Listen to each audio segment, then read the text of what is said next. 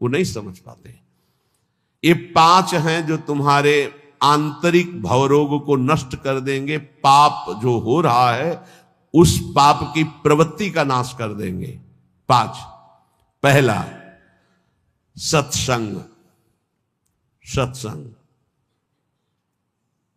अगर भगवान की कृपा हुई है तभी सत्संग प्राप्त होता है। प्रथम भगति संतन कर संगा, दूसरी रति मम कथा प्रसंगा। सबसे पहली कृपा भगवान की होती है कि सत्संग प्राप्त होता है।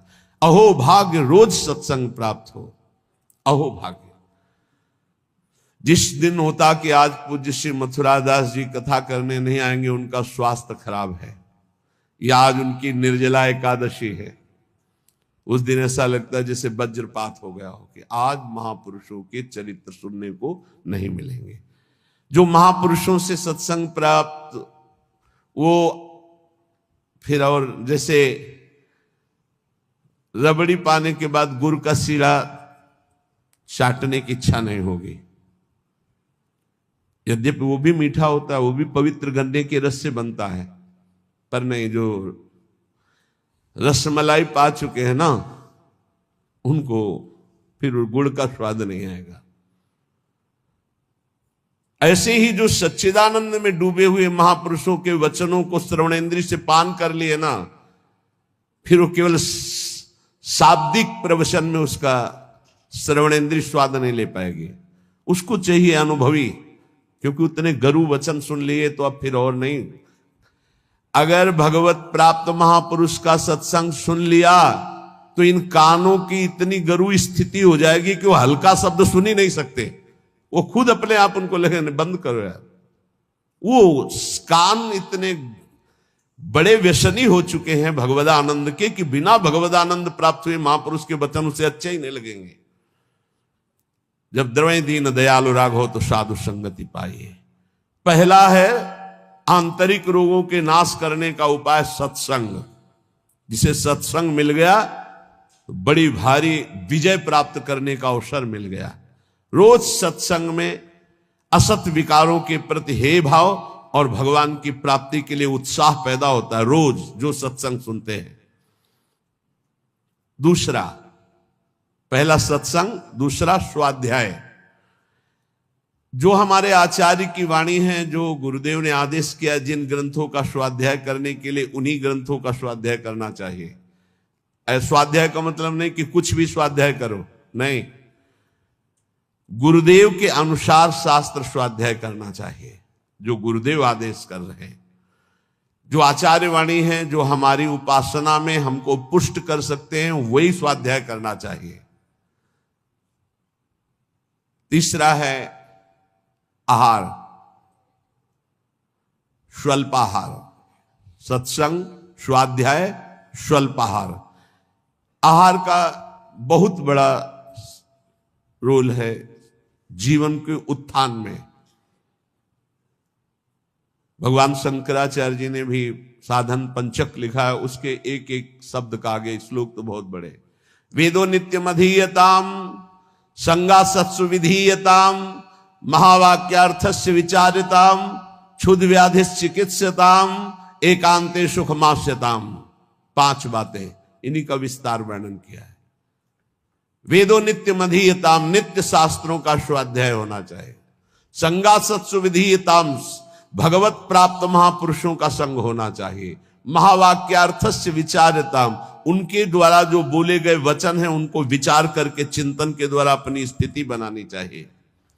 चौथा आपने आप कहा, जो इसमें तीसरे में स्वल्पाहार है, उसमें कहा क्षुद्र व्याधि चिकित्सताम, क्षुधा रूपी व्याधि की चिकित्सा करे। भिक्षान्नम औषधम, जैसे व्याधि की औषधि के द्वारा, तो क्षुधा रूपी व्याधि की भिक्षान्न के द्वारा विरक्त और धर्म के द्वारा कमाए हुए अन्न से ग्रस्त, वो भी स्वल्पाहारम, भूख से कम।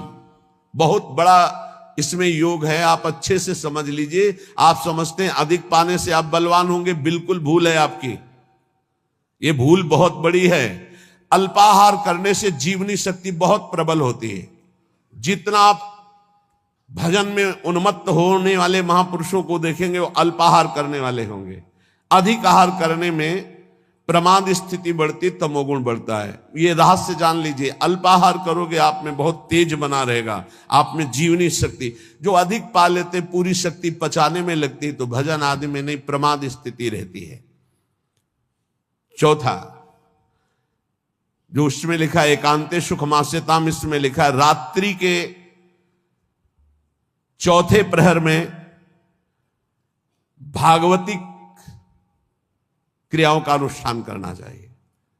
ध्यान है, नाम जप है, तो अपने यहां तो ऐसी बढ़िया दिनचर्या है कि आपको अनुष्ठान करने की जरूरत नहीं, सम्मिलित होने की जरूरत है। जो प्रातःकालीन बेला पर जग करके भागवती का अनुष्ठान करता है, वो आंतरिक विकारों पर विजय प्राप्त कर लेता है। स्वप्न दोष 4 बजे सोने वाले को ही बहुत जोर के होते हैं। जो प्रातः 3 बजे से जग जाते हैं, 10 बजे के बाद सोते हैं, स्वप्न दोष होने की संभावना ही नहीं रहती। यदि वो सावधान है तो गलत क्रिया करते हैं, गलत भोजन करते हैं, उनकी बात अलग है। नहीं, समय ही नहीं है। प्रायः 3, 4, 5, 6 इसमें स्वप्न दोष होता है प्रातःकालीन बेला पर। और जो गंदे आचरण करते हैं उनकी तो कोई चर्चा ही नहीं है। 5वां, जो कुछ साधन भजन करे, एकांत चिंतन आंतरिक, उसका चिंतन पूर्वक करे, एकाग्रता पूर्वक करे, सारी शक्ति लगा करके, बटोर करके। नाम जप करे तो नाम में, मंत्र जप कर रहे तो मंत्र में, सत्संग सुन रहे तो सत्संग के वाक्यों में। ये 5 हैं जिनके द्वारा हम आंतरिक विकारों पर विजय प्राप्त कर लेते हैं। पहला सत्संग, दूसरा स्वाध्याय, तीसरा अल्पाहार, चौथा प्रातःकालीन बेला पर उठकर भागवती का अनुष्ठान, 5वां जो कुछ भी करे एकाग्रता पूर्वक सारी शक्ति लगाकर उसी में। जो अपने ऊपर हर समय ईश्वर की, आराध्य देव की कृपा का अनुभव करता रहता है, ये बहुत बड़ी बात है। हर परिस्थिति में बड़ी कृपा, श्री जी की बड़ी कृपा, श्री जी की बड़ी कृपा। एक हमने संत भगवान को देखा, वो बल्ब ऐसे लगा रहे थे तो चूक हो गई, तो वही किसी कनेक्शन में कहीं छू गए, मारा ऐसा झटका तो सीढ़ी गिरी, सीढ़ी से सीढ़ियों पे आकर के गिरे, उससे नीचे चबूतरे के नीचे आके गिरे, काफी चोट लग गई थी। तो दौड़ करके उनको उठाया तो उनका बड़ी कृपा, निपट गए, बड़ी कृपा, निपटा दिया प्रभु ने। बड़ी बात थोड़ी में निपटा दिया, बड़ी कृपा। और मुस्कुरा रहे थे और कई जगह चोट दिखाई दे रही थी। ये संत हृदय, बड़ी कृपा, निपट गए, बड़े अपराध को छोटे में काट दिया, निपट गए, बड़ी कृपा।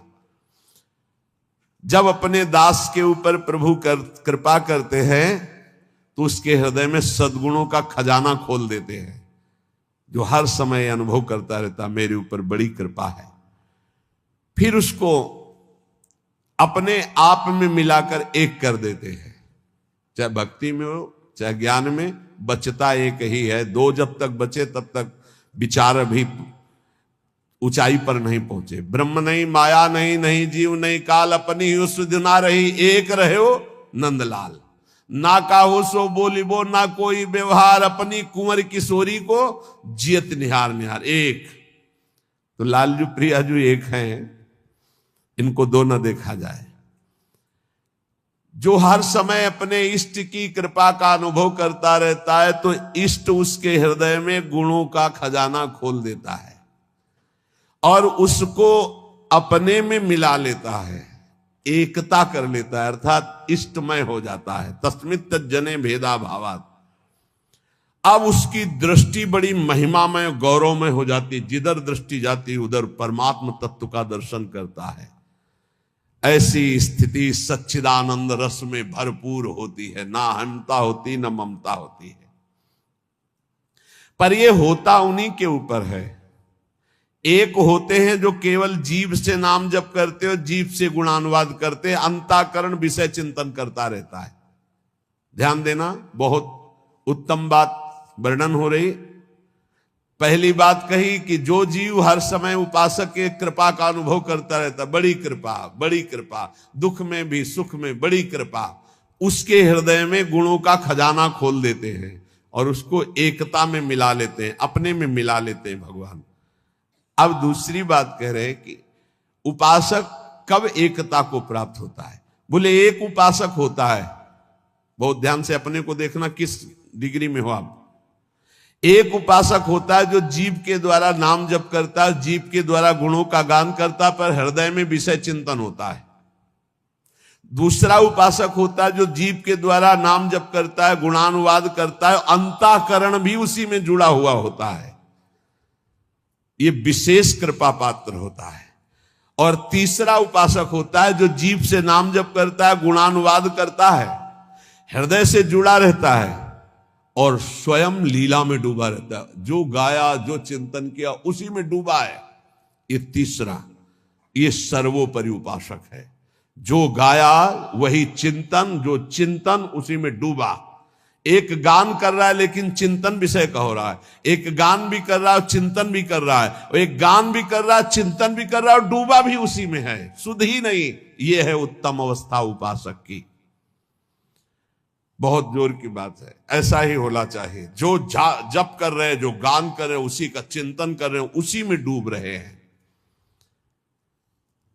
पहला जो नाम जप कर रहा है, गुणगान कर रहा है, हृदय से विषय चिंतन कर रहा है, वो उसको इस लोक और परलोक के भोग परास्त कर देते हैं। बहुत सावधान, ऐसा उपासक भ्रष्ट होने में देर नहीं लगेगी।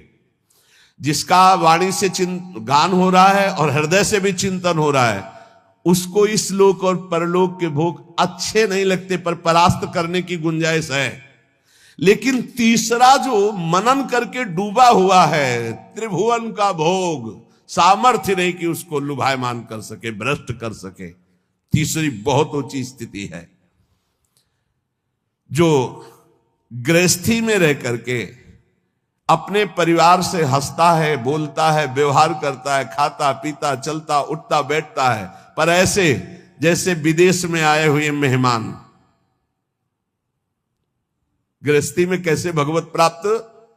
बोले जो अपने परिवार के साथ हंसता है, खाता पीता, बोलता, व्यवहार करता है, बढ़िया, सब वैसे ही, लेकिन वो वैसे जैसे किसी मेहमान के यहां गया हो। उसको पता है रहना नहीं, देश बिराना है, ये भी छूटेंगे, शरीर भी छूटेगा, जाना है, मुझे प्रभु के पास जाना है। क्योंकि वो अपने परम प्रिय सखा प्रभु को हृदय में निरंतर चिंतन करते हुए ऊंची स्थिति को प्राप्त है कि मुझे भगवत प्राप्ति करनी है। ये सब केवल एक व्यवहार मात्र है। वो उस स्थिति में परिवार में रहता हुआ, संसार में रहता हुआ शायद ही कोई समझ पावे कि कितनी ऊंची कोटि का महात्मा है वो। गृहस्थ में रहते हुए, जो अपने परिवार में रहते हुए प्रेम व्यवहार करते हुए, कमाते खाते हुए, हर समय भगवत स्मरण करते हुए ऐसे रहता है जैसे किसी मेहमान के यहाँ कि मुझे तो जाना है, न घर मेरा, न मकान मेरा, न वस्तु मेरी, नाथ सकल संपदा तुम्हारी, मैं सेवक समेत सुत नारी, मुझे तो आप चाहिए।